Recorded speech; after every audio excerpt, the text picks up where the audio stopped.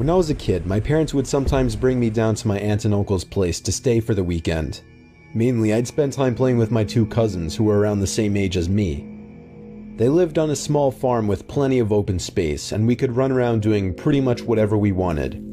If we thought we could get away with it, the three of us would sometimes cross over to the neighboring farm about half a mile away. It had been abandoned for decades, with a scattering of derelict buildings and other structures still standing on the property, just begging to be explored. This was of course a gold mine for three adventurous young boys such as ourselves, especially after my cousins told me stories about the deaths that took place in the house. It was pretty classic fare. Man goes crazy, axe murders his entire family, hangs himself, returns every night as an angry spirit looking for new victims. Good, grisly stuff. Even at that age, I knew they were probably making it up, or at least embellishing old rumors.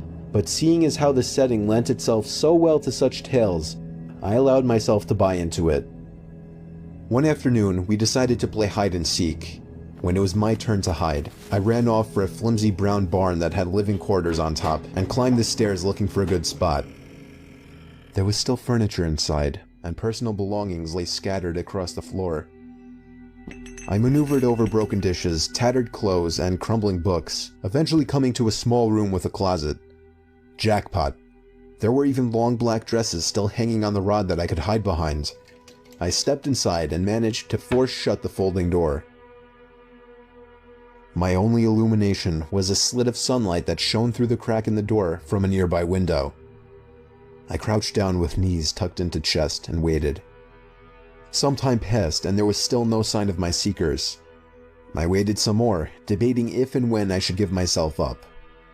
After nearly an hour, this was starting to get boring. My head drooped. I woke with a jerk. It was pitch black. Drowsy and confused, I forgot for a minute where I was or what I had been doing. As it came back to me, the realization that it was now nighttime and that I had been abandoned here filled me with sinking dread in the pit of my stomach. I tried to get up, but a sudden cramp in my calf kept me grounded. I squirmed about, waiting for it to pass, when I heard a door slamming shut downstairs, and instantly froze. One of my cousins? There was a brief period of silence, then footsteps at the bottom of the stairs. But not just footsteps, a thud too. After every other step. These weren't the footfalls of a child. They were slow, heavy, deliberate.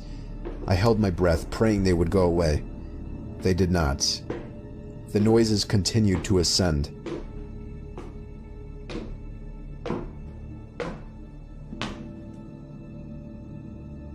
After another moment of silence, the walking resumed. This time along with a steady scraping sound, like something heavy being dragged across the floorboards.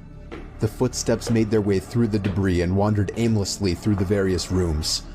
I thought I could smell something faintly putrid. The constant scrape sent cold shivers coursing down my arms and back. My worst fears were realized when the steps reached the bedroom doorway. They got closer and closer and finally stopped directly in front of the closet door. I couldn't see a thing. After an agonizing pause, they continued on, over to the other side of the room and out the doorway again. They faded away down the hallway. I waited for what seemed like an eternity. There were no more sounds now, and I was trying to build up enough courage to open the door and flee. 3 things happened simultaneously just then. I was bombarded with a smell I can only describe as fresh roadkill. I heard raspy breathing behind me in the dark closet, and I felt hot breath against the nape of my neck. That was enough for me to hurtle myself out from the confines of that nightmare space, relying on memory and scant moonlight to navigate through the darkened house. All the while, I heard footsteps chasing behind me, closing in with terrifying speed. It was a clumsy, torturous escape full of trips and bumps and blind stumbling. I never looked back. At least, not until I had burst out the front door and into the country night.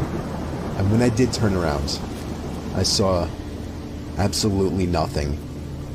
There were no more footsteps and nobody was chasing me. That didn't stop me from running though, all the way back to my aunt and uncle's house. There was a police car in the driveway when I got back. My parents were there too, worried sick. Everybody demanded to know where I had been. Apparently, when my cousins still hadn't found me by evening, they'd returned home to tell their parents. Eventually, the police were called in and informed me that they had already scoured every building on the farm. The insinuation that I was lying about my whereabouts didn't go unnoticed. None of it made any sense. It wasn't until years later that one of my cousins filled in a final piece of the story. He and his brothers had spent hours searching for me like they said, but the part they didn't tell anyone was that they thought they spotted me in the window of the bedroom I was hiding in. And when they got closer, they saw that it wasn't me. A young boy neither of them recognized was smiling and waving down at them and gesturing for them to come upstairs. That's when they ran back home. All of this while I slept in the closet.